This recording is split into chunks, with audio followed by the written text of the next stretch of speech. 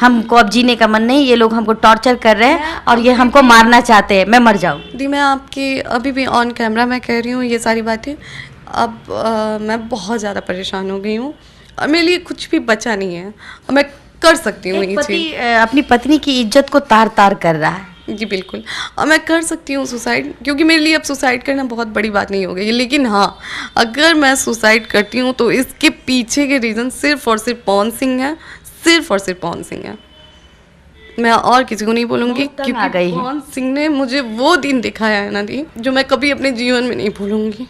इतना दर्द, इतनी तकलीफ इतनी कम उम्र में। और मैं चाहती हूँ कि बहुत लोग कूद के आ जाते हैं ना कि अरे पवन सिंह ये, पवन सिंह वो, मुझे तो मैं शॉक्ड होती हूँ कि ये लोग कैसे कर लेते हैं ऐसे प्रिटेंड, क्योंकि असल चेहरा सबको पता है, इंडस्ट्री में सबको पता है, क्योंकि मैं अभी तो जुड़ी हूँ ना, शादी हो गई, आपके लोग मुझसे भी बात किए हैं, वही लोग जो आज आपके बारे में आके स्टेटमेंट दे रहे हैं कि आप बहुत अच्छे हैं, वही लोग मेरी आपकी बुराई किए हैं। और लोग कैसे कैमरे के सामने वो कर देते हैं कि अरे नहीं पवन सिंह तो बहुत अच्छे इंसान हैं, ये हैं वो हैं, सब चीज़ साइड करिए। इतने अच्छे इंसान है तो 3 महीने में आपकी बीवी कैसे मर जाती है, कैसे मर जाती है?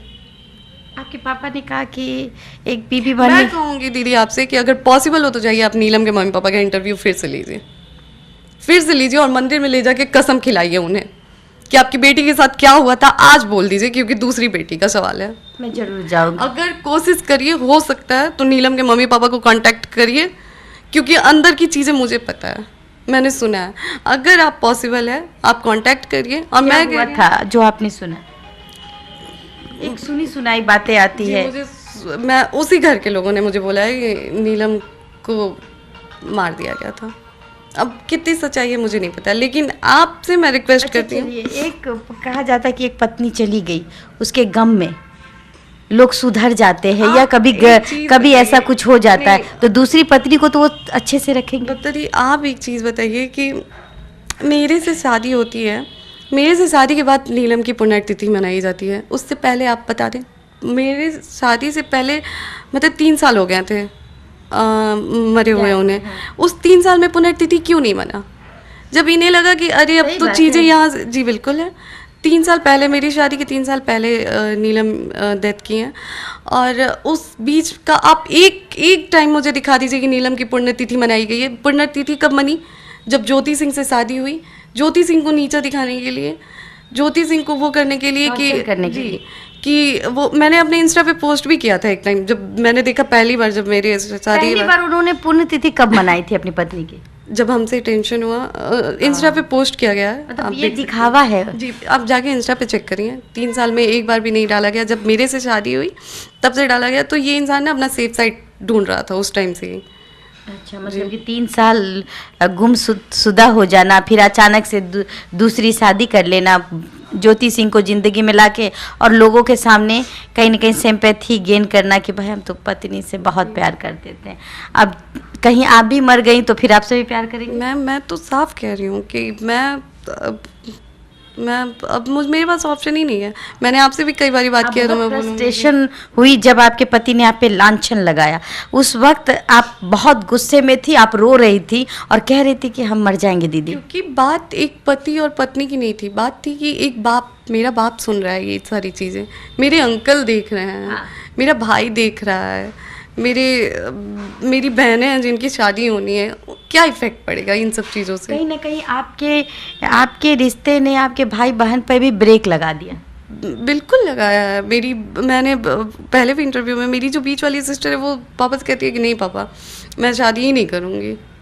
उसका साफ कहना है कि मैं शादी नहीं करूँगी, शादी नहीं करेंगे। जी, मैं उसका वो है कि इसको देख के मुझे अजीब शादी से खौफ हो गया है। मेरी बड़ी सिस्टर कॉल करती है, बोलती है कि नहीं करो, छोड़ दो, अगर तुम्हारा मन नहीं है तो छोड़ दो, क्योंकि वाकई शादी गंदा है। जैसे कि अभी तो हमें लगता है कि जहाँ आप रह रही हैं, चूँकि आप अपने गांव से दूर कहीं अपने पापा के इलाज के लिए ले रहे हैं, लाखों रुपए खर्च हो रहे हैं, तो कहीं ना कहीं आप अपने पापा से भी तो पैसे नहीं मांग पा रही हैं। बिल्कुल नहीं अपने, क्योंकि आपकी शादी हो गई है, आप Pawan Singh power star super star की पत्नी है और उसकी पत्नी के पास पहनने के लिए ना अच्छा कपड़ा है।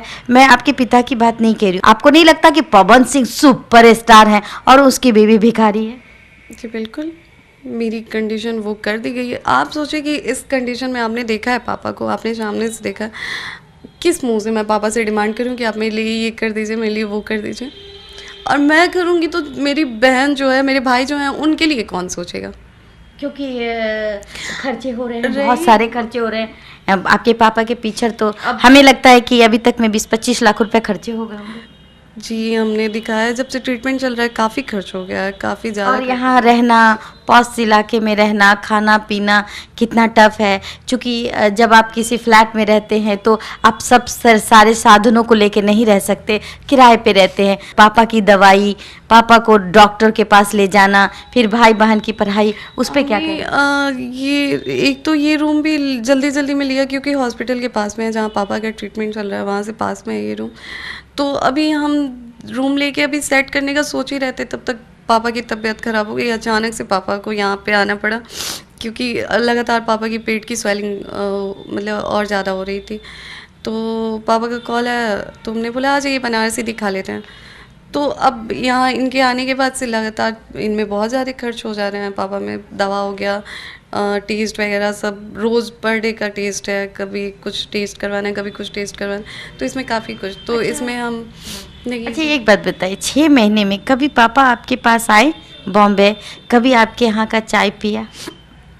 पापा आते थे, मुझे लेके चले जाते थे। कभी एक कप चाय नहीं पिया? मैं अब क्योंकि पापा को मैं एक कॉल करके एक ही चीज़ बोलती थी कि पापा आइए, नहीं तो मैं कुछ कर लूँगी।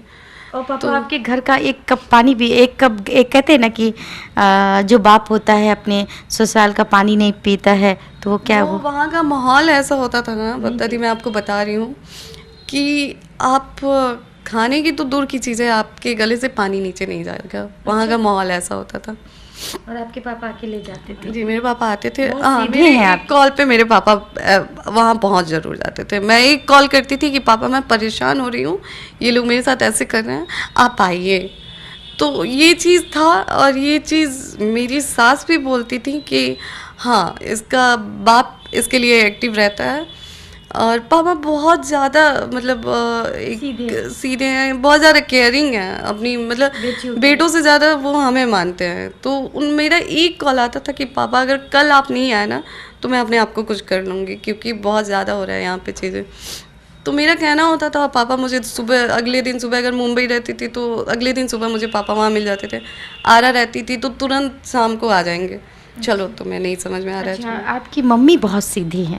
आपकी मम्मी ने कभी, हमें लगता है कि एक बार भी कॉल नहीं करती होंगी कि हाँ, बहुत लोगों का कहना है कि माँ जो होती है बेटी का घर तोड़ती है, तो क्या आपकी मम्मी ने कभी कॉल किया है? क्योंकि कॉल रिकॉर्डिंग में तो आते, कभी आपकी मम्मी ने वो पवन सिंह को या पवन सिंह की पत्नी को, पवन सिंह की माँ को कभी कॉल करके कहा है कि हमारा बेटी से ऐसा ऐसा काम मत कराओ? नहीं, अम्मा से बात होती थी मम्मी का, क्योंकि मैं उस टाइम जब मेरे साथ चीज़ें होती थी तो मैं ना मम्मी से बात करती थी ना पापा से बात करती थी फ़ोन पे, गुस्से में कि इन लोगों ने बिना जांचे समझे मेरी शादी करवा दी। तो उस गुस्से में थोड़ा सा मैंने पापा मम्मी का कॉल उठाना, तो मम्मी अम्मा के पास कॉल करती थी। आप उठाना पापा मम्मी का कॉल बंद कर दिए थे? हाँ, क्योंकि आप गुस्से में थे। तो अम्मा पे बल्कि कॉल आएगा तो अम्मा आके मुझे देंगी भी कि लो ला ज्योति तार पापा के फ़ोन आता, मैं बोलूँगी छोड़ दीजिए, मुझे नहीं बात करना है। वो मतलब मम्मी इतना गुस्सा थी कि आपने कि 20 दिन के अंदर जो शादी हुई, आपके साथ जो घटना घट रही थी उससे आप मम्मी पापा से भी करती चली जा रही थी। एक टाइम था मुझे जब मैंने सोचा कि छोड़ो, क्या करना है, जो चीज़ें चल रही हैं ऐसे ही चलने देते हैं, कम से कम इस चीज़ से पापा की इज्जत तो रह जाएगी। फिर मुझे लगा नहीं, मैं कब तक सोचूं अपने पेरेंट्स को लेके कि मेरे झेल तो मैं रही हूँ चीज़ों को, मेरे मम्मी पापा नहीं है यहाँ। आज मैं सोचूं कि मेरे पेरेंट्स की इज्जत रह जाएगी, कल मेरे पेरेंट्स को कुछ हो जाएगा तो मैं तो ना यहाँ की रहूँगी ना वहाँ की रहूँगी, मुझे तो कोई पूछने वाला भी नहीं रहेगा। बहुत दुख झेला आपने, बहुत ज़्यादा। इस कलयुग में भी, इस मॉडर्न युग में भी कहीं ना कहीं एक सीता को रोते हुए देख रही हूँ। मैंने अपना पूरा एफर्ट लगाया थी, मैंने अपनी पूरी कोशिश की है कि मैं चीज़ों को ठीक कर सकूं, हर चीज़ उनके हिसाब से हो सके। गाली भी बकते? जी, बहुत गंदी गंदी रिकॉर्डिंग है मेरे पास इस चीज़ का। जी, उन्होंने मतलब किस टाइप से, मतलब अपनी पत्नी को संबोधित करते थे, कुछ संक्षेप में? वो मैं ऐसा नहीं बोलूँगी कि वो इंसान सिर्फ मुझे ही गाली देते हैं, वो पता नहीं उस इंसान का बोलने का वो गाली से ही बात करते हैं या फिर क्या, ये नहीं पता, मतलब सबके लिए यूज़ होता है। मतलब उनको लड़कियां क्या लगती है, बाजारू लगती है या फिर 2 रुपए में बिकने वाली? शायद उनकी मानसिकता ऐसी है। जैसे बहुत सारे लोगों से कहता है लड़की तो 2 रुपए में बिकती है। हो सकता है उनके इंडस्ट्री में ये सब होता हो। अगर वो इंडस्ट्री में बहुत सारे ऐसे हीरो हैं, खेसारी हैं, लाल यादव हैं, जिन्होंने अपनी पत्नी को ससम्मान, इतना प्यार, अपने बच्चों को प्यार, तो वो भी तो हीरो हैं। वो भी इतने पढ़े लिखे नहीं हैं, हाँ, लेकिन वो अपनी भोजपुरी समाज की इज्जत के लिए वो यादव समाज से आते हैं, फिर भी उसमें इतने संस्कार हैं कि अपनी पत्नी को सम्मान रखते हैं और बच्चों को प्यार करते हैं। मुझे इस शादी में कभी सम्मान नहीं मिला, कभी बीवी वाली इज्जत नहीं मिली। जब भी मेरे पेरेंट्स आते थे कुछ टाइम के लिए दिखावा ज़रूर होता था कि हाँ ऐसे ऐसे चीज़ें हैं। बस यही रीज़न है कि मैंने चीज़ें रिकॉर्ड भी करने चालू की, क्योंकि मैं जब पापा से फ़ोन करके बोलूँगी आपके कि पास में बहुत सारे ऐसे कॉल रिकॉर्डिंग हैं जो आप वीडियो भी है। वीडियो भी है? जी मेरे पास वीडियो भी है। झूठ बोल रहे हैं? नहीं, मेरे पास वीडियो है, मैंने देखा है। मैं आपको दिखाऊंगी। अभी मेरे पास 3 वीडियो है, मैं आपको दिखाऊंगी भी वो वीडियो। ये आने वाले समय में आप कोर्ट में देंगी? जी, बस इसी वजह से मैं मीडिया में नहीं ला रही हूँ, क्योंकि मेरे अधिवक्ता ने भी मुझे बोला है कि अभी मैटर आपका कोर्ट में है, सिर्फ तो आप अपने दिल को हल्का करने के लिए, समाज को समझाने के लिए कि नहीं, बेटी के साथ क्या हो रहा है। क्योंकि मेरे पास ऑप्शन नहीं छोड़ा जा रहा था, मेंटल टॉर्चर किया जा रहा है। लगातार चीज़ें हो रही थी, इवन ना मीडिया में नहीं भी आ रही थी तो इस चीज़ को भी इशू बनाया जा रहा था कि नहीं आ रही है यानी ज्योति सिंह गलत है। ज्योति सिंह गलत है तभी वो बोल नहीं रही है, ज्योति सिंह गलत है तभी वो आगे नहीं आ क्या रही है। मैं आपसे आपने मुझे कांटेक्ट किया कि मैंने आपको? मैंने आपको किया था, मैंने आपका एक इंटरव्यू क्या देख के किया था? मैंने देखा, मैं देख रही थी कि तमाम, अब चूंकि यूट्यूब पे ही मेरा पूरा दिन जाता है, मैं आपको बता रही हूँ कि मैं पूरे दिन खाए बिना अपने फ़ोन में देखती रहती हूँ। मम्मी परेशान हो गया है कि कुछ खा लो, मैं रुको मम्मी अभी मन नहीं हो रहा है, क्योंकि देखी चीज़ें ना पैनिक होने लगता है इंसान। हाँ, बहुत ज़्यादा पैनिक तो मुझे लगता है कि अरे तो कुछ ऐसी चीज़ें देख लीजिए तो फिर गले से नीचे खाना जाता ही नहीं है कि अरे अब ये चीज़ मेरे पापा भी देखेंगे ना, अरे ये चीज़ मेरे भाई भी देखेंगे, मेरे चाचा भी देखेंगे ना, वो लोग। हाँ, इवन अब मैं सोचती हूँ कि बलिया के लोग देख रहे होंगे ना। हालांकि मुझे पूरा विश्वास है, क्योंकि बलिया मेरा बलिया है, मेरी सिटी है, मुझे पता है कि मुझे कहीं ना कहीं बलिया के लोग बहुत अच्छे से जानते हैं, जो लोग जानते हैं बिल्कुल प्यार करते हैं। और मैं तभी कह रही हूँ कि जाके बलिया में कोई ले तो बलिया के लोगों से इंटरव्यू, अगर एक बलिया का लोग मेरे बारे में गलत बोलता है तो मैं अपना नाम बदल लूँगी। अपने संस्कार जो है, आप संस्कारी बेटी हैं, ये बात जाहिर होती है कि अगर संस्कारी बेटी नहीं होती तो बाप पिताजी के कहने पे शादी नहीं करती। जी बिल्कुल। और ये मैं देखती हूँ कमेंट में कभी कभी मैं बलिया से हूँ, ये बलिया के लोग नहीं हैं, मुझे बलिया के लोगों पे पूरा विश्वास है। मुझे नहीं लग रहा है कि बलिया के लोग बिल्कुल उनको है कि मैं बलिया की बेटी हूँ। आप जाके लीजिए, मैं तो ओपनली कह रही हूँ कि आप लीजिए बलिया के लोगों से इंटरव्यू। अच्छा, आपको मेरा नंबर कैसे मिला और फिर आपको कैसे यकीन हुआ कि मैं आपको मुझे ही इंटरव्यू देना है? जी मेरा एक भाई है, मैंने उसको बोला कि जब मैंने आपका इंटरव्यू देखा, मैंने बोला क्या देखा था? मैंने देखा था कि आप एटलीस्ट बातें मेरी भी रख रही हैं, बिना मेरा कांटेक्ट, मतलब बिना मैंने आपसे कांटेक्ट किए या फिर बिना आपसे बातचीत हुई, आप एक मतलब मेरी पॉइंट ऑफ व्यू से आप चीज़ों को रख रही थी। तो मुझे लगा मुझे कांटेक्ट करना चाहिए। और दूसरी चीज़ ये थी कि एक लेडीज़ से मैं शायद ज़्यादा कंफर्टेबल होकर बात कर पाऊँ, मैं अपनी चीज़ों को रख पाऊँ, जो अंदर की चीज़ें थी। मैंने बोला है ना दी कि बहुत सारे फालतू यूट्यूबर हैं जिसके घर में खुद की माँ बहन है, हो सकता है वो अपनी बीबी को भी प्रताड़ना देता होगा, और वो ब्लॉगर है। हाँ, इक्का दुक्का ब्लॉगर है जो वो एक आपने वीडियो बनाई थी और उस पर वो आपको ट्रोल करने की कोशिश कर रहा, तो ऐसे ब्लॉगर को आप क्या कहेंगे? नहीं मैं मतलब ये पता है आपको, बस कैमरे के सामने की चीज़ें दिखती हैं, कैमरे के पीछे हम कैसे मैनेज कर रहे हैं। अगर आप सोचिए कि मेरा बाप बीमार है और वो अपनी बेटी को देखता है कैमरे पे कि मेरी बेटी रो रही है, मैं अपने पापा के सामने बहुत स्ट्रांग बन के रहती हूँ। नहीं पापा छोड़िए, किस्मत में था मेरे, क्यों सोचते हैं इतना? जब मैं नहीं सोच रही हूँ आप क्यों सोच रहे हैं? और भगवान ने किया तो आगे भी रास्ता दिखाएंगे ना, आप क्यों सोच रहे हैं इतना? और ज़रूरी है, बहुत सारी लड़कियां जो आज के डेट में शादी नहीं कर रही हैं, तो शादी अंत थोड़े है आपका, किसी के जीवन का अंत थोड़े है शादी। मैं बोला आप बेटा समझ के रखिए। सोचिए कि मेरा 2 बेटा था, मैं आप लोगों के साथ रहूँगी, आप लोगों के लिए करूँगी। क्या ज्योति सिंह कभी कोने में फूट फूट के रोती हैं बगैर पिता जब नहीं रहता है? जी बिल्कुल, बहुत टाइम ऐसे हुआ है कि पापा को देखती हूँ मैं, चिल्लाने का मन करता है, रोने का मन करता है। बहुत ज़्यादा। मैं डॉक्टर के सामने जब बैठी हूँ ना, तो मेरे दिमाग में एक चीज़ चल रहा था कि मैं जो कहने जा रही हूँ वो डॉक्टर समझेगा क्या, कि मुझे क्या प्रॉब्लम है, मैं किस चीज़ से जूझ रही हूँ, रखना सही होगा क्या इसके सामने मेरी चीज़ें कि ये दिक्कत हो रही है मुझे। मैं गई थी तो मैं अपनी सिस्टर के साथ गई थी, जब मैंने अपना डिप्रेशन का ट्रीटमेंट कराया था, तो मैंने अपनी सिस्टर से बोला कि यार ठीक हो जाऊंगी क्या तो मैं। आपको डिप्रेशन के हद तक लाने वाला भी पवन सिंह है? जी बिल्कुल। तो मैं मतलब वहाँ पे जाने के बाद मैं अब जा रही थी और रास्ते में थी और मैं अपनी बहन से पूछती जा रही थी कि यार मैं ठीक हो जाऊंगी क्या, मुझे दवा सूट कर जाएगा क्या, दवा से ठीक हो जाता है क्या इंसान, मुझे लग नहीं रहा है। इतना मेंटल टॉर्चर किया गया आपको? मैंने अपनी बहन को कॉल किया, मैंने बोला कि मैं लखनऊ में थी जॉब के लिए, मैं गई थी एक जॉब के लिए, मैंने वो इंटरव्यू देना था मुझे, मेरी कज़न करती है वहीं पे जॉब, मैंने बोला था बात करो यार। पवन सिंह की वाइफ जॉब करेगी? जी, मैं गई थी। खाना खर्चा नहीं दे रहे थे इसीलिए जॉब के लिए गए? मैं आपको एक और चीज़ बता देती हूँ, वहाँ से हटने के बाद पवन सिंह ने मुझे 1 रुपया नहीं दिया है, 1 रुपया ना मैंने मांगा है ना उन्होंने दिया है, 1 रुपया नहीं।